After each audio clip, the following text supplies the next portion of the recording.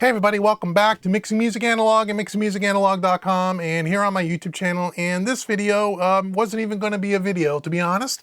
I'm sitting here working and just comparing, doing a little bit of experimentation. And I was doing some experimentation on 4 different drum bus compressors, just checking them out, seeing what the differences are, and just kind of learning about this. And I thought, you know, maybe I'll turn the camera on and I'll film this, and so you guys could kind of hear the differences. We're not going to get too much, it's not going to be a super scientific thing, and we're not going to get down into the nitty gritty of all the different settings on each compressor.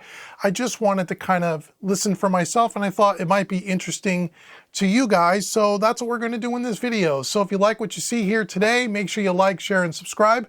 Also go out to mixingmusicanalog.com to know what I have going on over there, because coming up very, very soon to a theater near you is we're going to have some hybrid mixing courses available, training courses for you guys to check out at Mixing Music Analog. That's coming soon, so make sure you check out what I have going on over there. And if you like what I do here and you want to consider supporting the channel, hit that thanks button below. It allows me to continue to make videos for you just like this one. So here we are, and here's what we have going on. So I'll have some images come up on the screen of the different compressors as we talk about them. I don't have the ability to film all 4 of them in real time so you can see all the compression and all the different settings. I just want to tell you what I'm doing. You're just going to have to trust me on what I'm telling you is true here. So we have 4 drum bus compressors that we're going to compare today, or 4 compressors that I'm using as a drum bus compressor. The first one is the NG bus compressor by Wes Audio, which has been my staple since I've been working in this analog workflow on almost every mix so far for the last 1.5 years. I've always used the Wes Audio NG bus compressor. It's a VCA style compressor. I really love it. It sounds great. We have that on one bus. We're also going to be taking my pair of DBX 160As, and we're going to use that as a stereo pair. And we're going to use that as well, another VCA style compressor.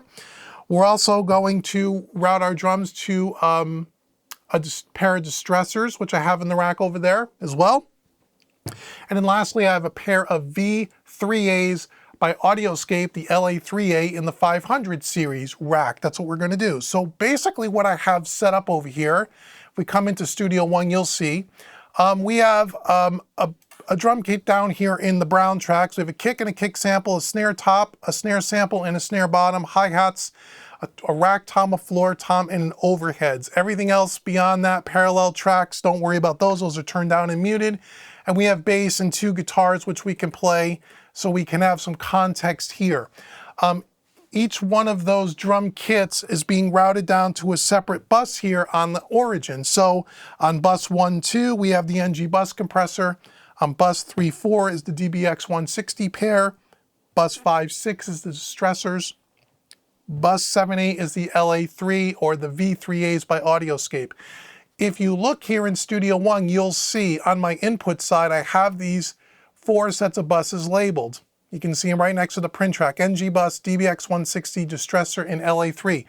You're going to want to keep your eye on that, because that will show you which pair we're listening to. So I don't have to put a bunch of text on the screen. This is on, this is off, this is on, this is off. It'll get confusing.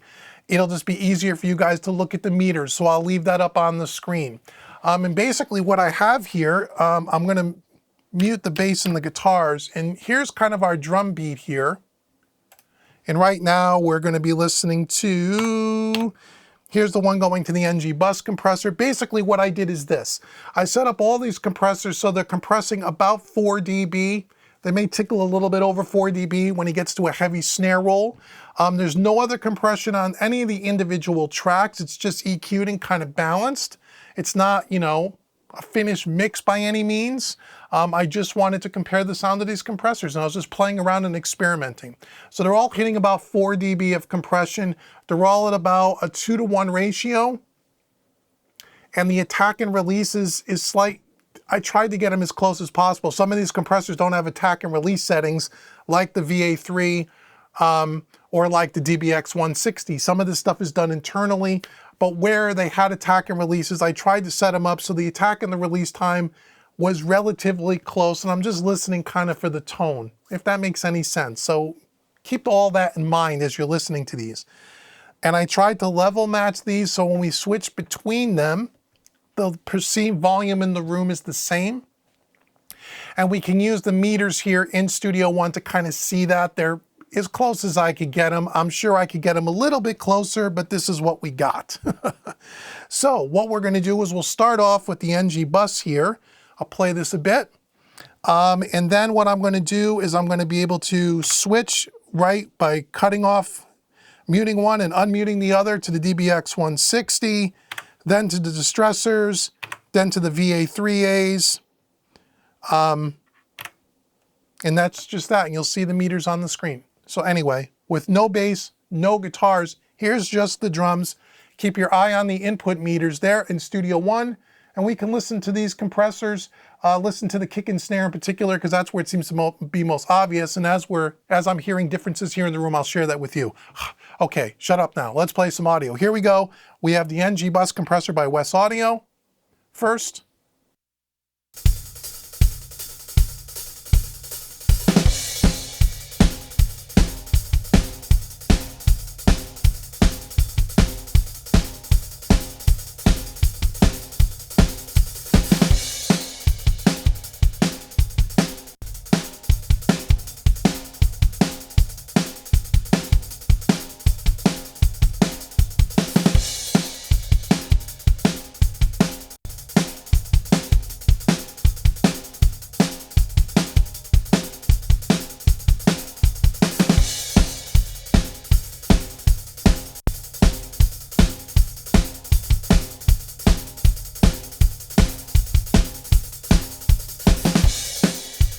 So as you can hear, at least hopefully over YouTube, in the room here, the volume seems pretty identical. One doesn't sound really louder than the other. They all sound slightly different tonally, but they're all level matched, about as good as I can make them.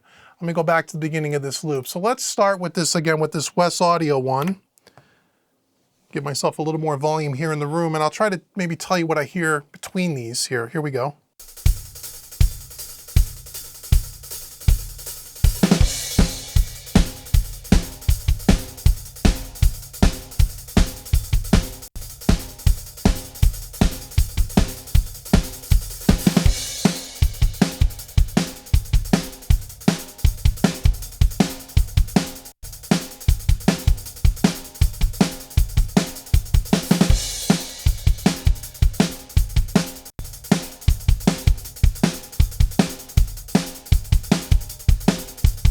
So what I hear between the NG Bus Compressor and the DBX 160s is I hear that the snare in the NG Bus Compressor seems to be a little bit more open. It has a little bit more clarity. It seems a little warmer, a little darker on the DBX 160, the snare drum.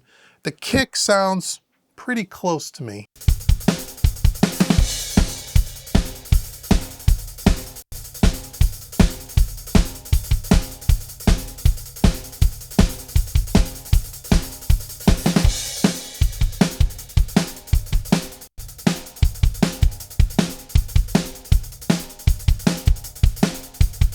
I feel like the DBX 160 on the kick has a little bit more point. It's a little bit more than the NG Bus. The NG Bus seems like it may be a little bit softer on the kick. So that's what I hear here. That's what I hear in the kick and the snare. Just gonna go back to the Wes Audio here for a second.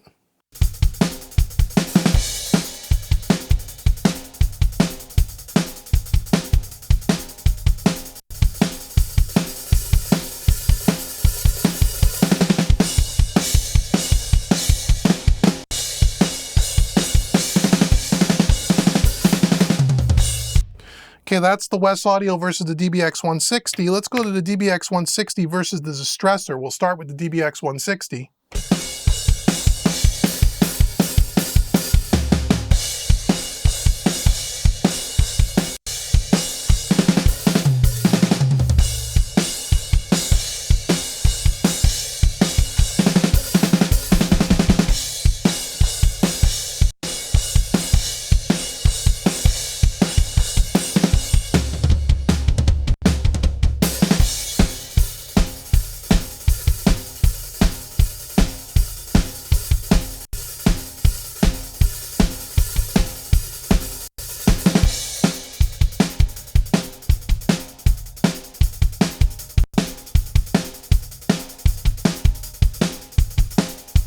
So interesting. So to my ear, the Distressors seem to be a little bit brighter sounding, especially in the snare.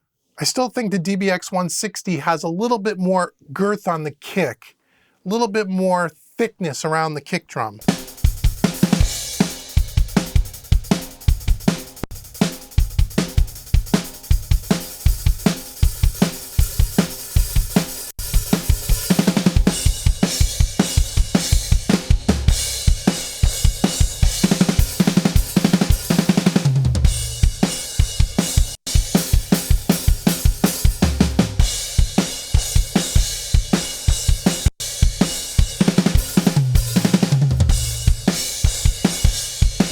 Yeah, I still feel like the DBX has the little bit more bottom end on that kick, but the Distressor seems like it's got a little bit more clarity, a little bit more brighter overall sounding to me. Just a little. I mean, not much. We're talking subtle differences here, fellas, but that's about what I hear.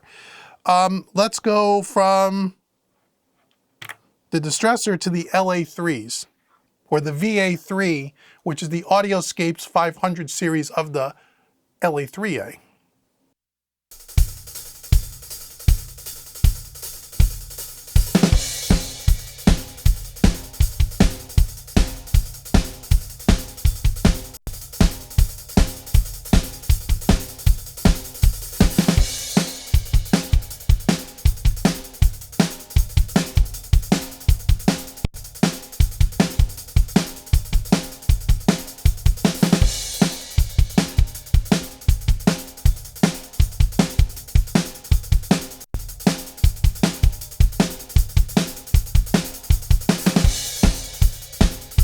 You know, this surprised me when I first tried this. The VA3, the snare, to me, out of all four of these compressors, I like the sound of the snare drum on this.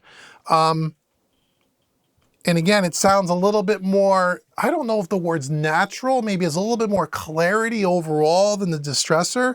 I was really surprised by the VA3. I never would have thought an LA3A style compressor on drum bus. I don't know why, just never considered it. Let's try that again.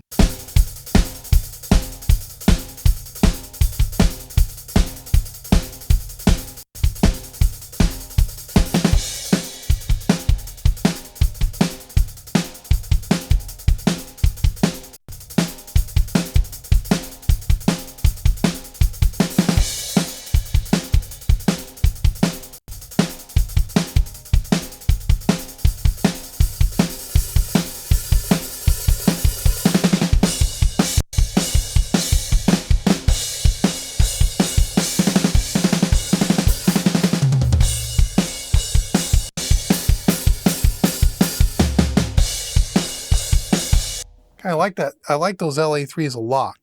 Let's try LA3 compared to the DBX 160.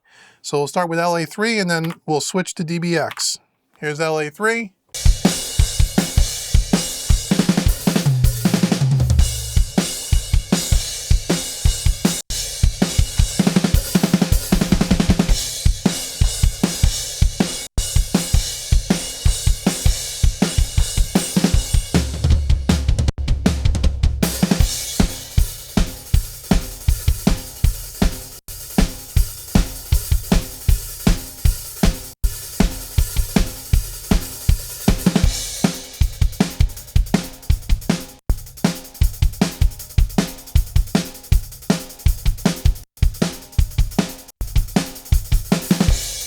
You know, interesting, even though on the meter it would look like the LA3A is not as loud as the other ones, but it sounds the same volume, and I think that has to do with because the LA3 or the VA3, I keep calling it the LA3A.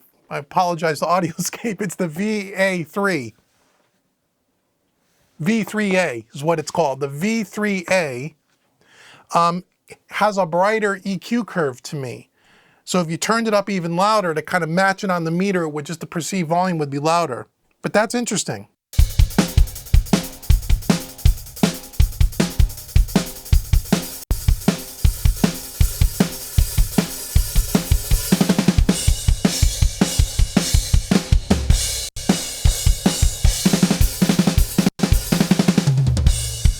Really like that V3A. I'm never going to get that right. That's why I call it LA3. V3A. Anyway, that's that. That is the, I just love the snare on that. Love the way the snare sounds. Okay, let's compare that V3A. Let's compare that to the NG bus compressor, which has always been, up to this point, what I use all the time is the NG bus. So let's start with the V3A.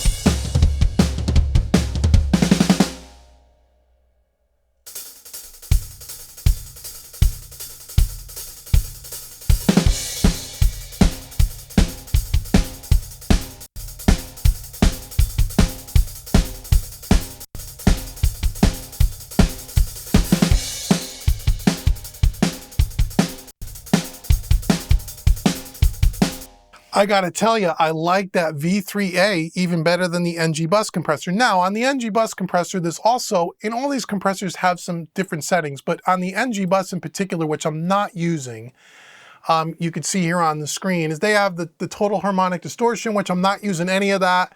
They have the iron, the transformer circuit, which I'm not using any of that. I'm trying to compare apples to apples. I'm not using the side chain because there is no side chain on some of these other ones. So keep that in mind. You can obviously tweak all of these things in as much as you want.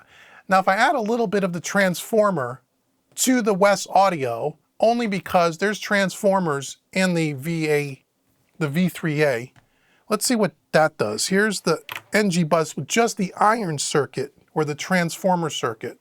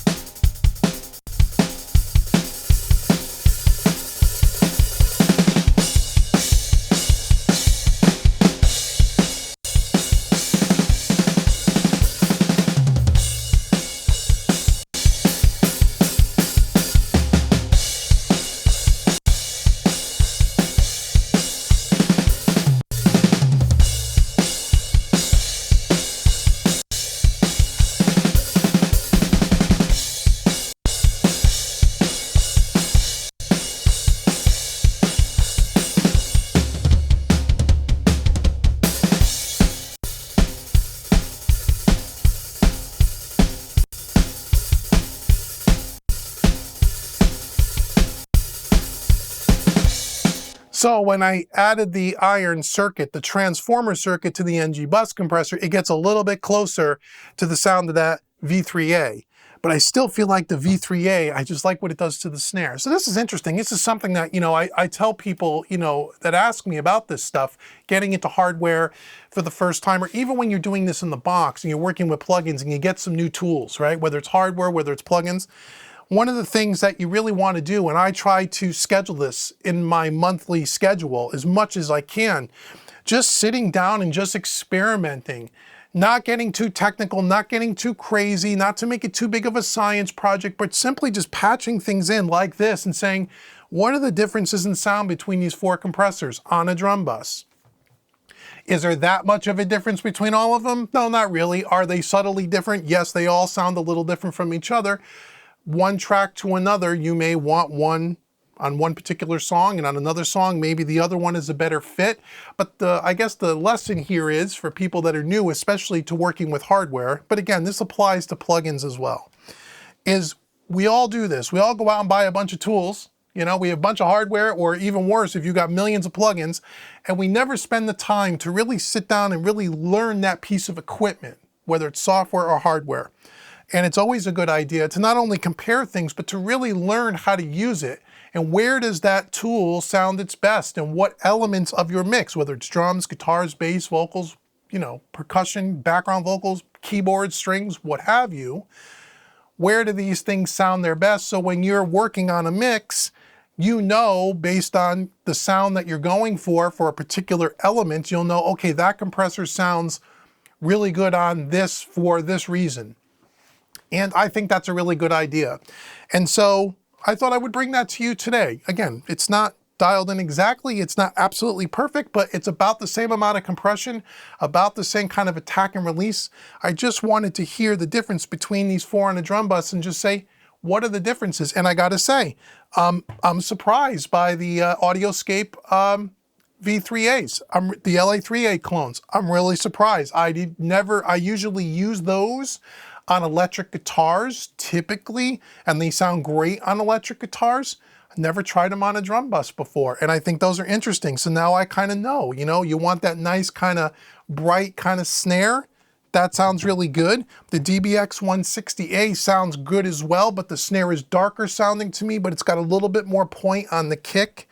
And the Distressor kind of falls somewhere in between there. So anyway, that's why I figured I'd bring that to you today. Hopefully you found that kind of helpful. As I do more of these and I do more experimentation, if you like these kinds of videos, let me know in the comments below. I'll do these kind of experiments live on camera for you.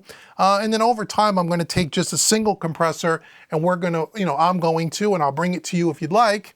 I'm going to put it on everything. We'll work with it on drums and on bass and just learn what are these compressors and what do these tools work well on, and just learn and experiment. So whether you have hardware, whether you have plugins, you should be doing the same thing. So let me know what you think in the comments below. Let me know if what you do on your drum bus for compression, either hardware or software. Just curious to see what you guys think.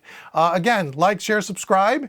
Make sure you hit the thanks button if these videos are helping you in any way. And once again, go to mixingmusicanalog.com, because again, I got tons of stuff going on over there with my mixing services that are available to everybody, but also coming up very, very soon in the beginning of 2023, there will be some hybrid mixing courses becoming available for you guys for some training. So I hope you guys will check those out as well. So until the next video, I've been Dave with Mixing Music Analog and mixingmusicanalog.com. Thank you so very much for watching me today.